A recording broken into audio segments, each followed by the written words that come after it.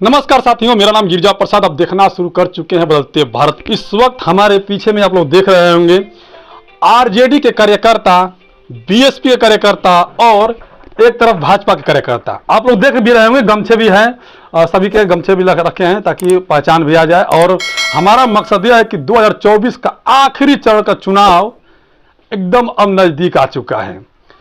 अब उस चुनाव को लेकर के हम लोग बात करेंगे। आखिरी चरण में 57 सीट पर चुनाव होने जा रहा है। 57 सीट पर आज हम लोग बिहार में मौजूद है और 57 सीट में 8 सीट जो है कि केवल बिहार में है।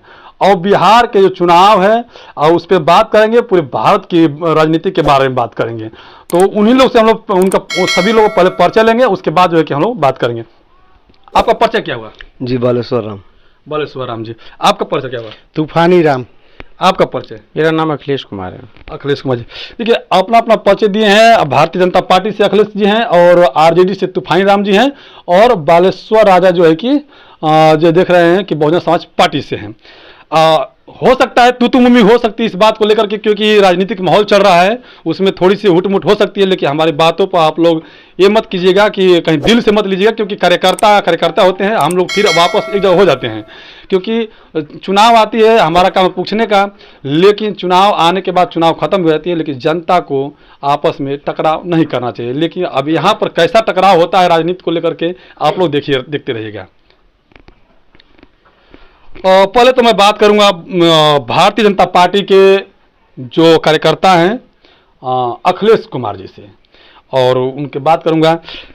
लोग कह रहे हैं कि संविधान चेंज करने के लिए भारतीय जनता पार्टी को 400 प्लस की सीटें जरूरत है। क्या विपक्ष कर रहा है संविधान चेंज करने के लिए? एक तरफ मोदी जी कहते हैं कि संविधान की कोई बातें नहीं है।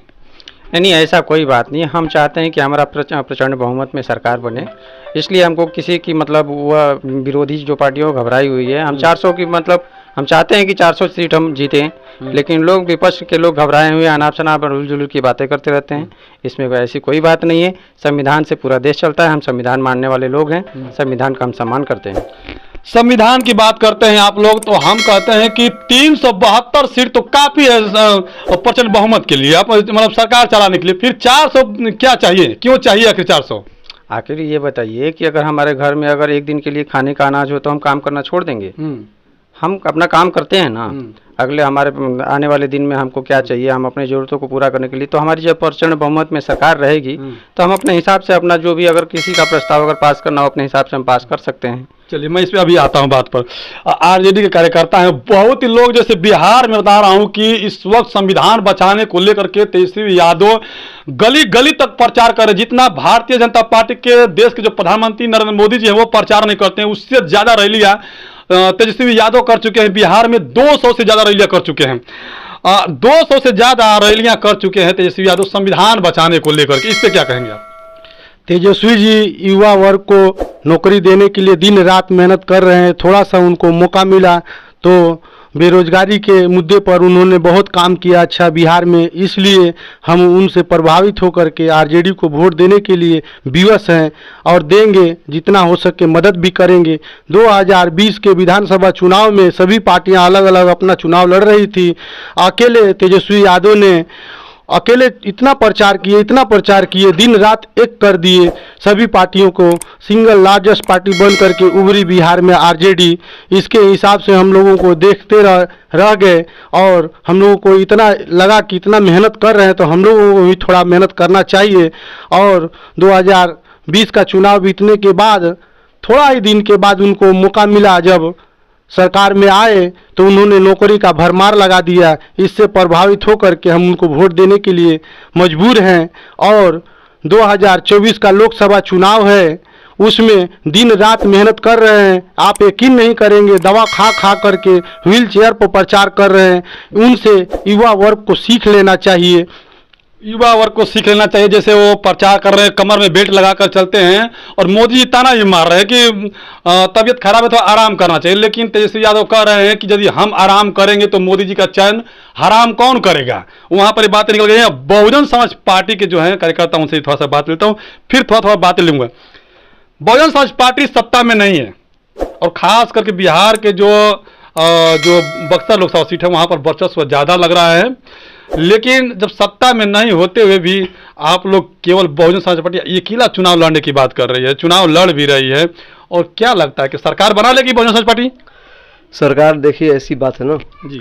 सरकार तो कभी भी बहुजन कभी भी अकेले बना सकती है, लेकिन अगर छल कपट ना होता हो। कैसे? ईवीएम सबसे मेन मुद्दा ईवीएम है। ये भारत तो हारने के बाद सभी पार्टियां कहती नहीं, हैं। हारने के बाद नहीं। हाँ। अगर मोदी जी कहते हैं कि मेरे 400 पार अब की बार जीतेंगे, चाहिए उनके सारे कार्यकर्ता कहते हैं, तो अगर इन लोगों में शक्ति है, दूरदृष्टि है, आगे की देखने की शक्ति है कि हम लोग आगे देख सकते हैं कि मैंने हम लोग 400 पार हैं, तो उन लोगों को पुलवामा जो हमला हुआ था 308 DX आया था, वो क्यों नहीं दिखाई दिया? पहले क्यों नहीं बता दिया कि आने वाला है? अगर ये लोगों के पास इतना नॉलेज है तो ये भी तो समझ होनी चाहिए कि हाँ उधर से आ रहे DX आ रहा है, उसको रोको। आपके पास क्या मुद्दा है? देखिए वो बीत गया 2019 की बात है, अभी 2024 का चल रहा है। 2024 में बीएसपी का क्या मुद्दा है? मुद्दा ये है कि अगर बीएसपी जीतती है तो वही सबका कल्याण कर सकती है, क्योंकि बीएसपी जो है कि सर्जन सुखाए सर्जन हिताय पे चलती है और पूरे 85 को देखती है। वो 85 के सबको देखती है, सोनों को भी देखती है, लेकिन अब यहाँ पे क्या होता है कि ऊंची नीची वाली हिसाब किताब है इंडिया में, ठीक ना। तो अगर बीजेपी जीत गई तो पूरे 85 को दिक्कत होगा, ये हकीकत है। अभी से देख रहे हैं सरकारी स्कूलें बंद की जा रही है, बंद की जा रही है ना, उससे क्या होगा, छोटी जाति के लोग, गरीब लोग नहीं पढ़ पाएंगे। अच्छा एक मिनट और रुकिए। आरजेडी जो है संविधान बचाने के एक मुद्दा उनको लेकर चली है, इंडिया गठबंधन जो है संविधान बचाने को लेकर चली है, तो क्या वाकई में संविधान पे खतरे में है? जी बिल्कुल, संविधान पे ही नहीं, देश के जितने भी लोकतंत्र की धाराएं हैं संविधान में लिखी हुई, सब पे खतरा है। अभी पूरे देश के लोग बोल रहे हैं, खाली आरजेडी ही नहीं, पूरे देश की जितनी भी पार्टियां हैं, जितनी भी जनता है, सब लोग बोल रहे हैं और दिख भी रहा है कि संविधान पे खतरा है, क्योंकि संविधान में जो जो भी धाराएं हैं उसको मोदी जी को लगभग 9-10 साल हो गया जीते हुए, एक भी कानून के धारा पे अपने काम नहीं करते हैं, विपरीत काम करते हैं। जैसे नोटबंदी किए, लाखों लोग मरे नोटबंदी में, जीएसटी लगाए, उसमें लाखों लोगों का नुकसान हुआ, बिजनेस चौपट हो गया। जैसे सीएनजी बाटला, घरेलू गैस आता है, स्मृति ईरानी जी ने, बीजेपी का मंत्री हैं, उन्होंने बोला कि हमारी जब सरकार आएगी तो हम सस्ता कर देंगे। उस समय 400 का सिलेंडर था, आज 1000 रुपया के पार है। लोग बोलते हैं 400 पार, यहाँ तो 1000 पार हो गया है। लोग 400 के पार और यहाँ 1000 पार हो रहे सिलेंडर। क्या लगता है स्मृति ईरानी, लोग वीडियो भी अभी सभी के पास है कि वो डांस करती थी बाटला को लेकर के, क्या वाकई में 400 जो पार था आज 1000 पार हो रहा है? ऐसा तो नहीं देखने को मिल रहा है। जो वाकई में जो रेट है, इस जैसे देखिए दैनिक आधार पे जो लोगों की मजदूरी थी उनको आय को मतलब बढ़ाया गया, जैसे जैसे आय बढ़ती गई वैसे वैसे वो सामान अपने डेवलप किए गए, अपने कंपनियां अपने रेट को चेंज की, तो उस हिसाब से हमको रहना पड़ेगा। आप देखिए पहले के ज़माने में क्या करते थे कि आप 20 रुपये का चप्पल पहनते थे, आप 20 रुपये का चप्पल आप खोजिए पहन, अगर मिल जाए तो आप पहनेंगे 20 रुपये का चप्पल? नहीं पहनेंगे, क्योंकि आपको उस माहौल में आप जी रहे हैं कि नहीं हमको आज के सोसाइटी में रहना है, हम एक ब्रांड रहे हैं, हम एक ब्रांड कपड़े पहने, ब्रांड सामान यूज करें। तो उसी तरीके से अपनी कंपनियां जो भी अपनी क्वालिटी में अपना चेंजेस लाती हैं उस हिसाब से अपना रेट को अपना तय करती है। एक बात और है, लोगों को शिक्षा, स्वास्थ्य, रोजगार चाहिए। लोग कह रहे हैं कि मोदी जी इस पे एक भी काम नहीं किए हैं। क्या शिक्षा पर काम किए हैं? शिक्षा पे काम किए हैं, बिल्कुल किए हैं। कितना काम किए? लोग अभी सवाल पूछेंगे, लोग को सवाल पूछने दीजिए। क्या शिक्षा पर काम किया है मोदी जी? बिल्कुल नहीं, शिक्षा पे कोई काम नहीं। एक काम बता दीजिए पूरे देश के अंदर जहाँ पे उन्होंने डिग्री कॉलेज खोलवाया हो, यूनिवर्सिटी खोलवाए हो, बच्चों को फ्री किए हो, पढ़ने का किताब फ्री किए हो, कुछ भी कहीं भी नहीं दिखाई देता, दूर दूर तक कुछ नहीं दिखाई देता। क्या लगता है? तूफानी जी ने कहा कि बच्चों को ऐसे शिक्षा नहीं मिल रहा है, स्वास्थ्य नहीं मिल रहा है, और अखिलेश जी कह रहे हैं कि बीजेपी से कि सब सारा सुख सुविधा मिल रहा है।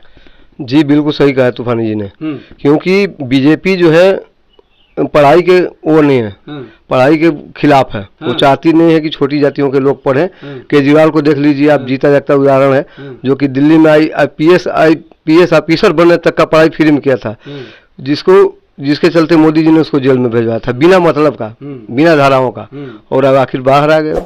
तो सच्चाई होती है। ये लोग चाहते नहीं है कि ST SC OBC के बंदे पढ़े, उनके बच्चे पढ़े, आगे बढ़े, क्योंकि मोदी ने खुद कहा है, मोदी का मैंने वीडियो देखा तो उसने खुद कहा कि ST SC OBC तीनों के आरक्षण के खिलाफ हूँ मैं। क्या आरक्षण के खिलाफ बोल रहे हैं?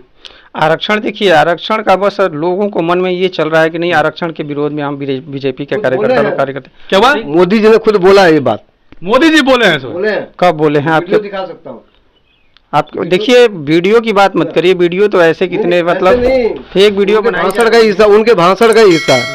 तेजस्वी यादव उनके पुराने भाषण को निकाल के सुना रहे हैं कि 15 लाख रुपया दूंगा, 2 करोड़ युवाओं को नौकरी दूंगा। जी बिल्कुल, तेजस्वी यादव ने अपने जोर शोर से मुद्दा उठाए हैं, जो उठाए हैं बिल्कुल सही उठाए हैं। मोदी जी ने बोले थे कि 2 करोड़ हर साल हम रोजगार देंगे, आज तक कुछ नहीं दिए। जो नौकरी था वो भी खत्म हो गया। हर देखिए जब नीट का जीट का परीक्षा होता है, क्या का परीक्षा होता है, सब लीक हो जाता है। यही अच्छे दिन है, तो ऐसा अच्छे दिन की हमें जरूरत नहीं है। हम सभी पे एक बात सुनिए, एक बार इसको दिखाइए। देखिए, ये देखिए थोड़ा सा बोला था कि नहीं, ये देखिए थोड़ा सा देख लीजिए। मोदी जी बोले थे कि नहीं? एक मिनट में दिखा देता हूँ। 15 लाख, तो 15 लाख के लिए बात किए थे, 2 करोड़ युवाओं को नौकरी के लिए बात की थी। 4 साल अग्निवीर, अच्छा नेता जीत जाते हैं उनको 5 साल रहते हैं फिक्स। जो युवा हैं देश की जो सेवा करते हैं उन्हें 4 साल की, ऐसा क्या है? देखिए क्या बात है कि मतलब देश के जो युवा 4 साल की आप जो बता रहे हैं कि आप अग्निवीर की बात कर रहे जी हैं, बिल्कुल। तो अग्निवीर देखिए ऐसा नहीं था। उनका ये नीति था कि हम सबको मौका दें, सबको सरकारी नौकरी में सुविधा मतलब मिले, सब